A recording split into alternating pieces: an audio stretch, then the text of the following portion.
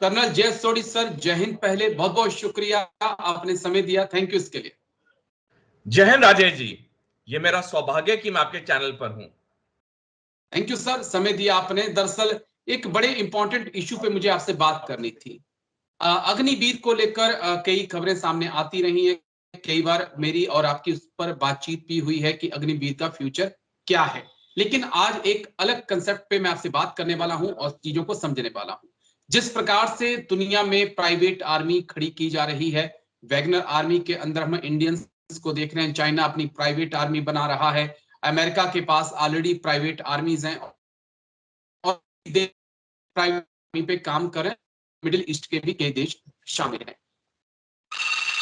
2027-28 के बाद से हर साल जो है 40 से 50 हजार युवा जिनके के पास ट्रेनिंग होगी वेपन्स चलाने की, वो रिटायर हो जाएंगे। मेरा सवाल यह है कि क्या इन अग्निवीर का फ्यूचर उस तरफ भी हम देख सकते हैं?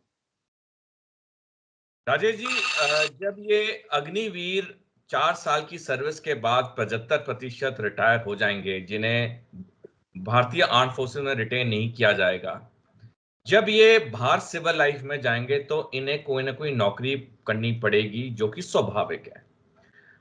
या नौकरी या बिजनेस, अधिकतर लोग नौकरी करते हैं। अब नौकरी अगर उन्हें करनी है तो वो नौकरियां होनी भी चाहिए। जो प्राइवेट कंपनियां हैं उन्हें रिटायर्ड फौजियों को नौकरी पे भी रखना चाहिए। मैं कुछ आंकड़ों के साथ, पहले मैं कुछ आंकड़े बताता हूं, फिर मैं आपका सीधा जवाब देता हूं। 1947 से लेके आज तक तकरीबन 8 लाख अफसर रिटायर हुआ है भारतीय सेना, वायुसेना और नौसेना से। 8 लाख में से 1947 से लेकर आज तक सिर्फ 26 ऑफिसर वेटरन्स सिविल लाइफ में सफल हुए हैं। अब ऑफिसर्स ज्यादा पढ़े लिखे हैं, इसमें कोई शक नहीं है। अगर इतनी पढ़ाई लिखाई और एक्सपीरियंस के बाद सिर्फ 26 सफल हुए हैं, तो आप उस जवान का सोचिए जो 10वीं 11वीं 12वीं पास है और 4 साल की नौकरी के बाद बाहर जाएगा, उसका क्या हाल होगा। अब मैं आपको एक और आंकड़ा देता हूं। 30 जून 2021 का आंकड़ा है ये। एक संस्था है भारतीय सेना में जिसका नाम है DGR, director general resettlement. Okay. अब 30 जून 2021 तक डीजीआर ने ग्रुप ए में सिर्फ 1687 रिटायर्ड लोगों को सिविल संस्थाओं में रीसेटल किया था। ग्रुप बी के सिर्फ 539 को और ग्रुप सी में सिर्फ 4146 को। अब जैसे आपने सही कहा, हर साल 40 से 50 हजार सैनिक रिटायर होता है। आप पूरे साल को कैलकुलेट कर लो, उसमें से सिर्फ ये गिने चुने रीसेटल हुए हैं। जब से ये अग्निपथ स्कीम अनाउंस हुई है जून 2022 से, तब से कुछ ही राज्यों ने बोला है कि हम 100% अग्निवीर लेंगे अपने पुलिस फोर्सेस में, या कुछ पैरामिलिट्री फोर्सेस ने बोला है। पूरे ओवरऑल हर राज्य ने नहीं बोला है, हर पीएसयू ने नहीं बोला है। तो आप खुद ही अनुमान लगा सकते हैं कि जब एग्जिस्टिंग रिटायर्ड लोग रीसेटल नहीं हुए, तो इतने बड़े तादाद में अग्निवीर 100% कैसे रीसेटल होंगे। तो मेरा जो सीधा साधा जवाब आपके प्रश्न को है कि ये बहुत मुश्किल काम है, और जब तक इस पे काफी डेलिब्रेशन नहीं होगी, इस पे एक ऐसा पैनल नहीं बिठाया जाएगा जिसका काम ही इस चीज को स्ट्रीमलाइन करना है, जिसके पास पावर्स होनी चाहिए राज्यों को और संस्थाओं को बोलने के लिए कि ये रिटायर्ड फौजियों को लो जो 4 साल की सेवा के बाद आ रहे हैं, तब तक तो उनको नौकरियां बाहर मिलनी बहुत ही मुश्किल है। बहुत मुश्किल सर। मैं लेकिन दो पॉइंट यहाँ पे आपसे समझना चाहूंगा। पहला पॉइंट तो मेरा यही है कि जॉब्स को लेकर है।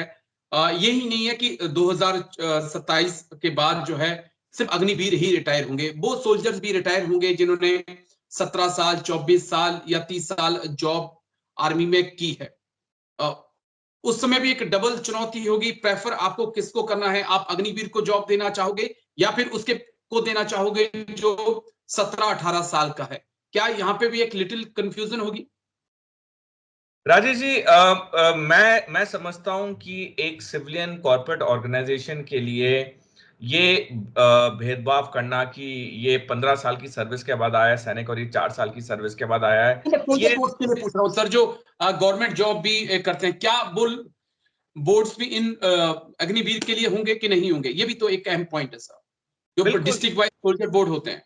बिल्कुल आपका पॉइंट सही है कि देखिए, जो लंबी सर्विस के बाद रिटायर हो रहा है और जो अग्निवीर 4 साल के बाद रिटायर हो रहा है, दोनों का एक दायित्व होगा सरकारी नौकरियां लेने के लिए।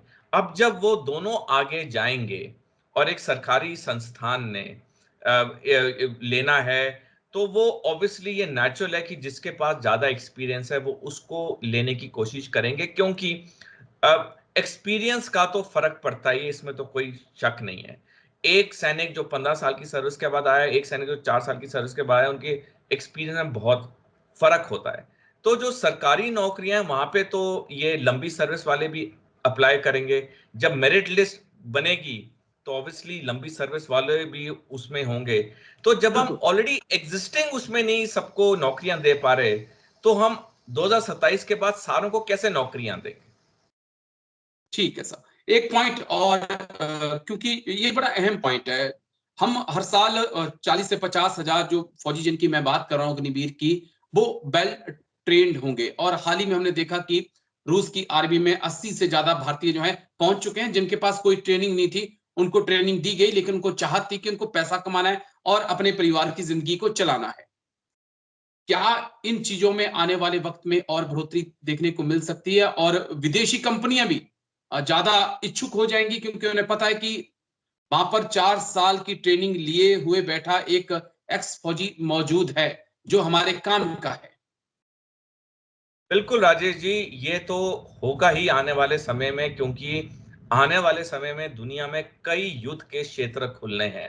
और इसकी पुष्टि इसी साल 17 जनवरी को यूनाइटेड किंगडम के डिफेंस सेक्रेटरी ग्रांट सैप्स ने बयान में की, जब उन्होंने कहा कि 5 साल के अंदर और युद्ध के मोर्चे खुलेंगे पूरी दुनिया में, जिसके पीछे 4 देश होंगे: रूस, चीन, उत्तर कोरिया और ईरान। तो जब इतने बड़े पैमाने पे युद्ध के मोर्चे खुलेंगे, तो हर देश की सेना चाहेगी कि उसके पास अधिकतर जवान हो, क्योंकि अगर उनके जवानों का कैजुअलिटी रेट बढ़ता रहता है, जैसे हम रूस यूक्रेन में भी देख रहे हैं, हम इजराइल हमास युद्ध में देख रहे हैं, तो वो बाहर से भी सैनिकों को लेने के लिए तैयार होंगे। और जब उन्हें एक रेडीमेड प्लेटफॉर्म मिल रहा है कि 4 साल की ट्रेनिंग वाला एक भूतपूर्व सैनिक है भारत में, वो क्यों नहीं जी लेंगे? दूसरी बात, जो हमारे अग्निवीर 4 साल की सर्विस के बाद बाहर आएंगे, अगर उनको 100% सरकारी नौकरियां अश्योर्ड नहीं होंगी, उन्होंने भी अपना पेट पालना है, उन्होंने भी अपनी फैमिली को देखना है, वो बाहर नौकरी करने क्यों नहीं जाएंगे? मैं एक छोटा आपको आंकड़ा देता हूं। अगर हम अमेरिकी डॉलर्स के कंपैरिजन करें, तो जी भारतीय सेना के सैनिक को 500 अमेरिकी डॉलर प्रति महीना मिलता है। यानी कि जो अग्निवीर होंगे 4 साल के लिए, उन्हें $500 प्रति महीना मिलेगा। अब ठीक है। रूस, इजराइल जैसे अमीर देश 3,000 4,000 डॉलर प्रति महीना देने के लिए तैयार हैं। तो अगर किसको 3-4 हजार अमेरिकी डॉलर प्रति महीना मिल रहा है, वो बाहर नौकरी के लिए क्यों नहीं जाएगा? तो ये तो स्वाभाविक है कि वो कोई भी देश जो उसे बुलाएगा, अच्छे पैसे देगा, वो जाएगा ही जाएगा। और ट्रेनिंग ऑलरेडी उसके पास है, वेपन चलाना वो जानता है, इससे अच्छी चीज उनके लिए क्या होगी? बस एक आखिरी पॉइंट, थोड़ा तीखा हो सकता है, चुपता हुआ पॉइंट हो सकता है, लेकिन सच्चाई है।